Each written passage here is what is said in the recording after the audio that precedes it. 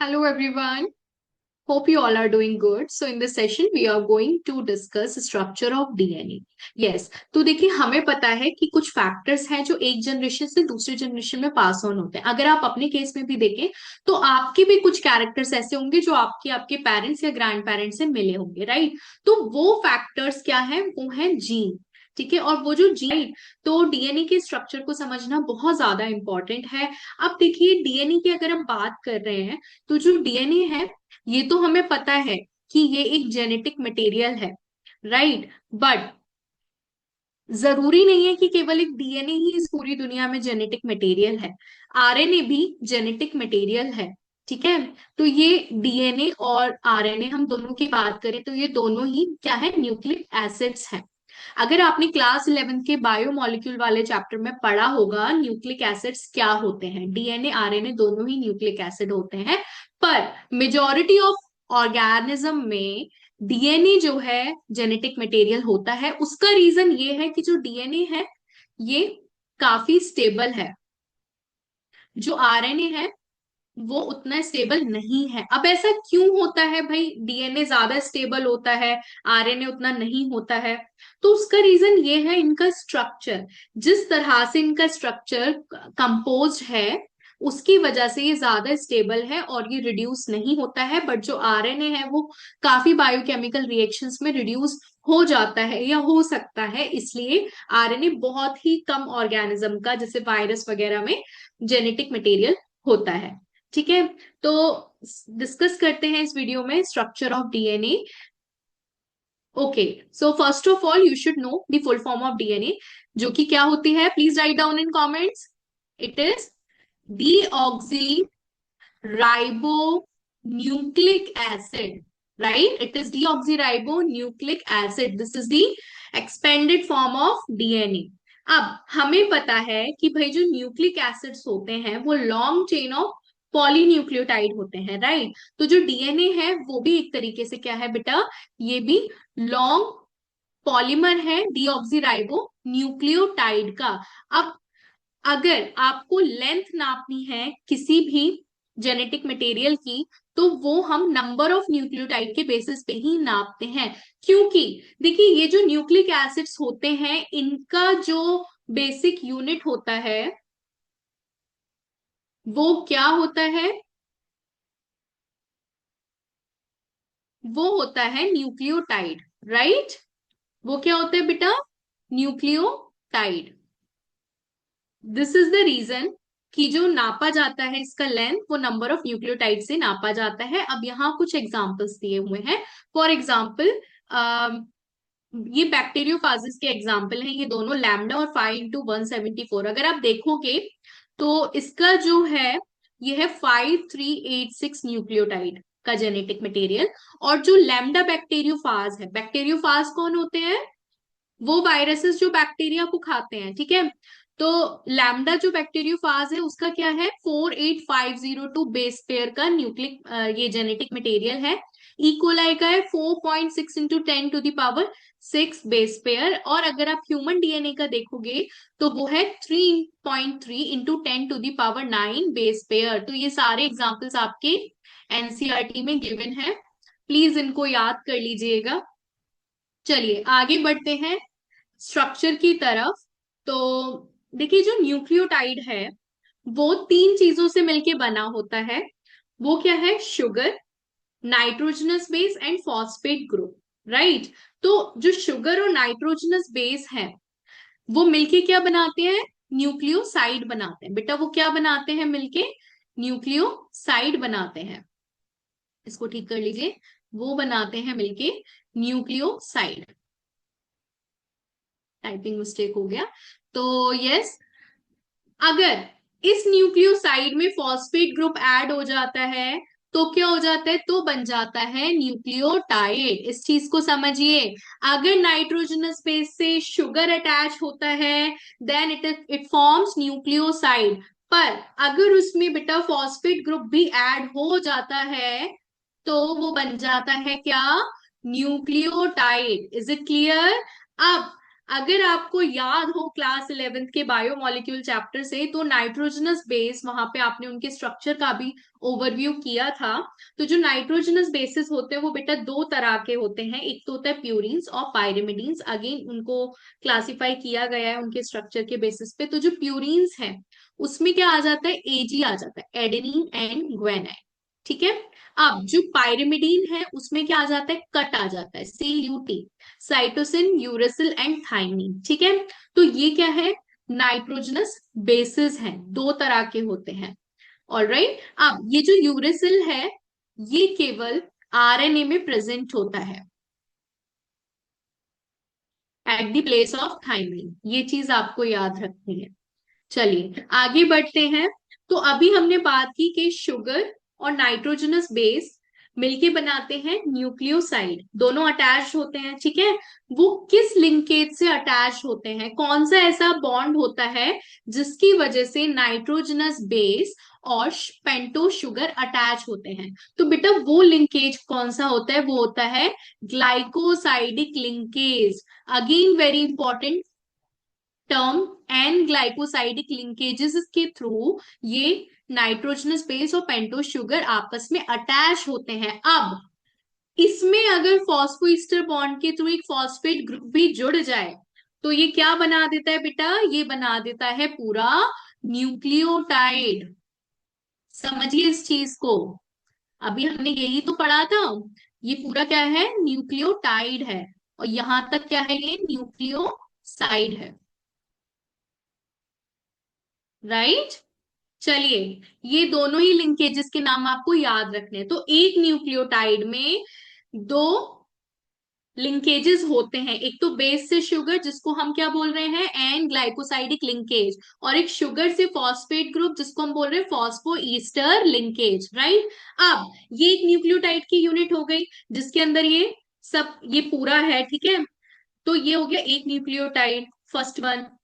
अब अगर ये दूसरे न्यूक्लियोटाइड से अटैच होगा तो इसको क्या चाहिए बेटा, इसको फिर से बॉन्ड करना होगा। राइट। भाई ये तो एक न्यूक्लियोटाइड यूनिट हो गई, एक न्यूक्लियोटाइड यूनिट हो गई। अब इस पूरे न्यूक्लियोटाइड को अगर किसी दूसरे न्यूक्लियोटाइड से अटैच होना है, होना ही पड़ेगा, क्योंकि जो DNA और RNA है वो क्या है, पॉलीमर है न्यूक्लियोटाइड चेन के। राइट। पॉलीन्यूक्लियोटाइड चेन से ही तो मिलके बने हैं। तो एक न्यूक्लियोटाइड की तो कॉम्पोजिशन आपने पढ़ लिया, भाई बेस शुगर और फॉस्फेट होता है। अब ये न्यूक्लियोटाइड जब किसी दूसरे न्यूक्लियोटाइड से बेटा अटैच होगा तो वो होगा अटैच 3' to 5' से। ठीक है। जो फर्स्ट वाले का जो 3' ग्रुप है उससे 5' जो सेकंड वाले का जो 5' ग्रुप है, ये आपस में लिंक करेंगे फॉस्फोडाइस्टर लिंकेज से। ठीक है। समझिए इस चीज को, इसका फॉस्फेट और इसका फॉस्फेट मिलके क्या बना रहा है, फॉस्फोडाइस्टर लिंकेज बनाएगा।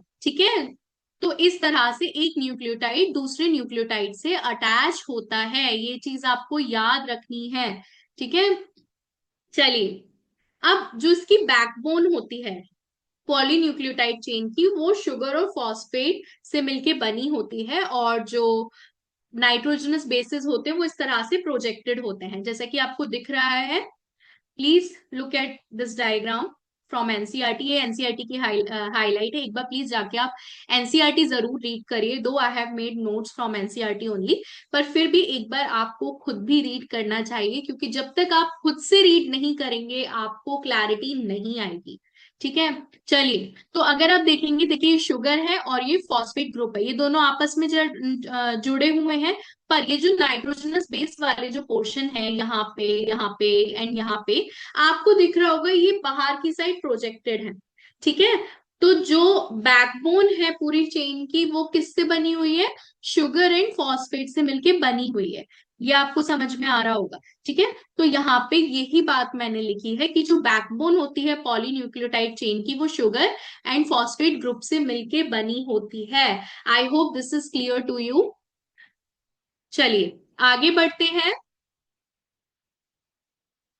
अगेन देखिए, जो डीएनए है, most important thing is that DNA बेटा डबल स्ट्रैंडेड होता है। इसका क्या मतलब है, ये दो पॉलीन्यूक्लियोटाइड चेन से मिलके बना होता है। आपको दिख रहा होगा, ये भी एनसीईआरटी का डायग्राम है। एक तो न्यूक्लियोटाइड चेन ये रही, एक दूसरी वाली ये रही, ठीक है।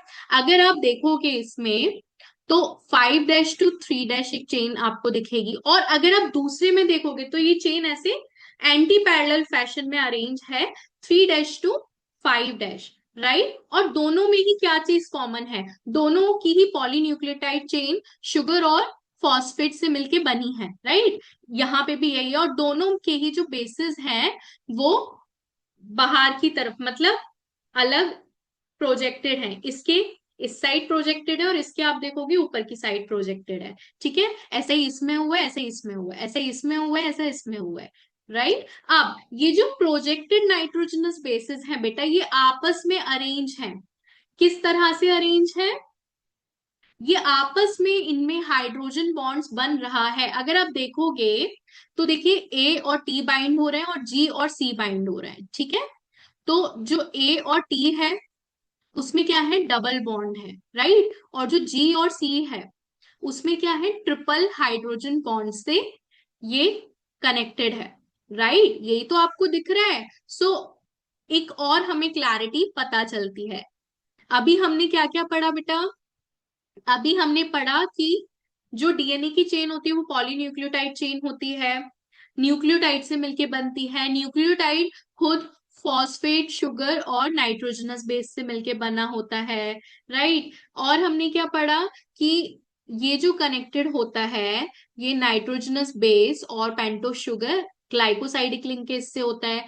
फिर शुगर से फॉस्फेट, फॉस्फोएस्टर से होता है। एक न्यूक्लियोटाइड से दूसरा न्यूक्लियोटाइड फॉस्फोडाइस्टर से अरेंज होता है, ठीक है। और ये जो बेसिस होते हैं आपस में हाइड्रोजन बॉन्ड से कनेक्टेड होते हैं। तो अभी तक आपने कितने बॉन्ड्स पढ़ लिए, 4 बॉन्ड पढ़ लिए, N glycosidic, phosphoester, phosphodiester and hydrogen bond. Is it clear? चलिए, सो अगेन ये तो आपने पूरा केमिकल कॉम्पोजिशन पढ़ा इसका कि किस तरह से ये पूरा मतलब दिखता है।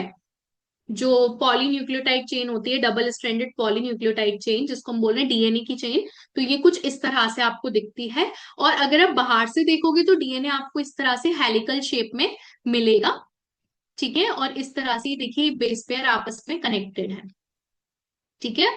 और ये क्या है, ये चेन है पॉलीन्यूक्लियोटाइड चेन जो कि शुगर और फॉस्फेट से मिलकर बनी है। यहाँ पे भी बेटा कई बार क्वेश्चन पूछा गया है कि जो बैकबोन होती है पॉलीन्यूक्लियोटाइड चेन की वो किससे बनी होती है, तो आपको पता होना चाहिए शुगर एंड फॉस्फेट से मिलके बनी होती है। So that was the structure of typical polynucleotide chain, ठीक है। अब देखिए, अब कुछ साइंटिस्ट आए, उन्होंने अपने अपने कंट्रीब्यूशन दिया, उन्होंने अपनी डिस्कवरी और अपनी इन्वेस्टिगेशन रिपोर्ट्स के अकॉर्डिंग कुछ कुछ स्टेटमेंट दिए थे। जैसे कि इरविन चारगाफ थे, उन्होंने बोला कि जो रेशियो होता है बिटवीन एडेनिन एंड थाइमिन और ग्वानिन एंड साइटोसिन के बीच में वो कांस्टेंट होता है और इक्वल होता है। तो ये चीज आपको याद रखनी है, ठीक है। इन दोनों के बीच का जो रेशियो होता है वो हमेशा कांस्टेंट होता है, इक्वल होता है। अब James James Watson and Francis Crick आए, उन्होंने क्या किया, उन्होंने डबल हेलिकल मॉडल दिया, ठीक है। उन्होंने क्या किया, यूज किया डाटा एक्सरे डिफ्रैक्शन का, जो कि किसने प्रोड्यूस किया था, Morris Wilkins and Rosalind Franklin ने एक्सरे डिफ्रैक्शन किया था डीएनए पे और कुछ डेटा दिया था। तो उस डेटा को यूज करके ये जो वॉटसन एंड क्रिक थे, उन्होंने डबल हेलिकल स्ट्रक्चर मॉडल दिया, ठीक है। तो उन्होंने डीएनए के बारे में देखिए क्या क्या बोला, ये आपको पता भी होगा, अभी आप डीएनए का स्ट्रक्चर पढ़ चुके हो। नाउ यू हैव आइडिया कि डीएनए किस तरह से दिखता है। सबसे पहली बात, दो पॉलीन्यूक्लियोटाइड चेन से मिलके बना होता है, दैट इज राइट, ठीक है। जिसकी जो बैकबोन होती है शुगर फॉस्फेट से मिलके बनी होती है, और जो बेसिस होते हैं वो अंदर की तरफ प्रोजेक्टेड होते हैं। यही तो अभी आपने पढ़ा भाई, यही तो आपने देखा कि दो चेन थी जिसमें से बेसिस इस तरह से कनेक्टेड थे, ठीक है। बेसिस अंदर की तरफ प्रोजेक्टेड थे, राइट। चलो, पहला पॉइंट आपको क्लियर है। दूसरे पॉइंट में इन्होंने क्या बोला, देखिए, दो चेन होती है एंटी पैरेलल पोलैरिटी की होती हैं भाई, ऑब्वियसली 5-3 देन 3-5 यही चीज इन्होंने यहाँ पे बोल दी। Is it clear now? Let's see third point. अब थर्ड पॉइंट में आपको क्या दिख रहा है कि जो बेसिस हैं वो आपस में हाइड्रोजन बॉन्ड से कनेक्टेड हैं, ये भी अभी आप देख चुके हो। जैसे कि इन्होंने बोला जो प्यूरिन्स है वो पायरिमिडीन्स के संग पेयर करते हैं, जैसे कि एडेनिन जो है वो थाइमिन के संग करता है डबल बॉन्ड के साथ, राइट। और जो ग्वेनिन है वो ट्रिपल बॉन्ड के संग करता है साइटोसिन के साथ। मतलब जो प्यूरिन है वो हमेशा पायरिमिडीन के ऑपोजिट ही आएगा। ये दोनों क्या है, ए और जी प्यूरिन्स हैं, और जो सीपी क्या है, ये है पायरिमिडीन। ठीक है, थर्ड पॉइंट भी आपको क्लियर है ऑलरेडी। अब फोर्थ पॉइंट इन्होंने बोला कि जो दो चेन्स होती हैं वो राइट हैंडेड फैशन में अरेंज होती हैं। ठीक है, और जो उसकी पिच होती है वो कितनी होती है बेटा, 3.4 होती है। मतलब एक एक जो पिच का जो डिस्टेंस होता है वो 3.4 होता है। एंड देयर आर रफली 10 base pair in each turn. समझ रहे हो इस चीज को? सॉरी, ये देखिए, ये जो पिच होती है इसका क्या डिस्टेंस होता है पिच का, 3.4 नैनोमीटर। ऑल राइट, और हर टर्न में अराउंड 10 बेस पेयर होते हैं रफली। ठीक है, 10 बेस पेयर होते हैं इन ईच टर्न। ये चीज आपको याद रखनी है। ठीक है, हर टर्न में क्या है, अराउंड 10 बेस पेयर होते हैं। ये चीज इन्होंने बोली।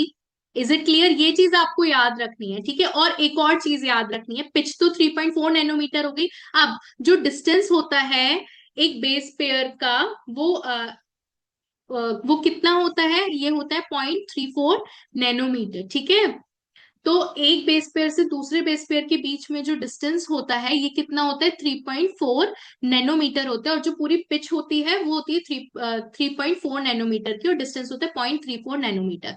This thing you have to remember. और बाकी चीजें तो आपको पता ही है, क्योंकि जब आप स्ट्रक्चर स्टडी करते हो तो ये चीजें आपको ऑलरेडी याद हो जाती है। Now next one is the plane of one base pair stacks over the other in double helix. This in addition to H bond confers stability to helical structure. तो भाई इन्होंने सेम चीज बोली कि जो एक बेस पेयर है वो दूसरे पे होता है, और जिसकी वजह से क्या होता है, जो डीएनए का जो स्ट्रक्चर है वो ज्यादा स्टेबल हो जाता है। समझ रहे हो इस चीज को?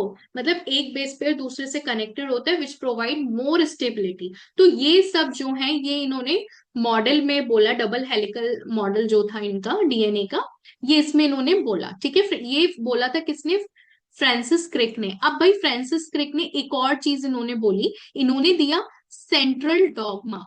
बेटा ये चीज बहुत इंपॉर्टेंट है। सेंट्रल डॉगमा का कई बार डायग्राम आ जाता है, ये यहां से गायब होता है या ये गायब होता है, और फिर पूछ लेते हैं कि भाई इसकी जगह क्या है। तो देखिए, ध्यान से सुनिए इस चीज को, सेंट्रल डॉगमा को। इन्होंने क्या बोला कि जो डीएनए होता है, डीएनए आपस में रेप्लिकेट करता है, ऑब्वियसली एम्पलीफाई उसकी अपनी कॉपीज बनाता है, रेप्लिकेशन करता है। ठीक है, अब जो डीएनए है, जो इंफॉर्मेशन है वो किस तरह से फ्लो होती है और किस तरह से एक्सप्रेस होती है। तो जो डीएनए है वो सबसे पहले एमआरएनए में कन्वर्ट होता है with the process called transcription. ठीक है, जब डीएनए एमआरएनए में अपनी इंफॉर्मेशन डालता है, मतलब डिकोड होता है, तो वो सबसे पहले एमआरएनए में होता है, और फिर एमआरएनए से होता है प्रोटीन में। ठीक है, और यहां जाके प्रोटीन में एक्सप्रेशन होता है ट्रेट्स का। ठीक है, यस। तो जब डीएनए से एमआरएनए बनता है तो कौन सा प्रोसेस होता है, ट्रांसक्रिप्शन। और जब एमआरएनए से प्रोटीन बनता है तो कौन सा होता है, ट्रांसलेशन। तो इस तरह से जो है इंफॉर्मेशन फ्लो करती है और प्रोटीन में आके एक्सप्रेस होती है। तो ये जो चीजें हैं, ये जो सेंट्रल डॉगमा है, ये ट्रांसक्रिप्शन और ट्रांसलेशन, ये कौन से प्रोसेस होते हैं, ये सारे ही जो प्रोसेस हैं ये आप इस चैप्टर में पढ़ने वाले हैं आगे जाके। I hope in this video you have understood the structure of DNA completely. अगर किसी की कोई भी क्वेरी है तो आप कमेंट बॉक्स में लिख सकते हो। We will meet in the next session. Till then, bye bye and take care.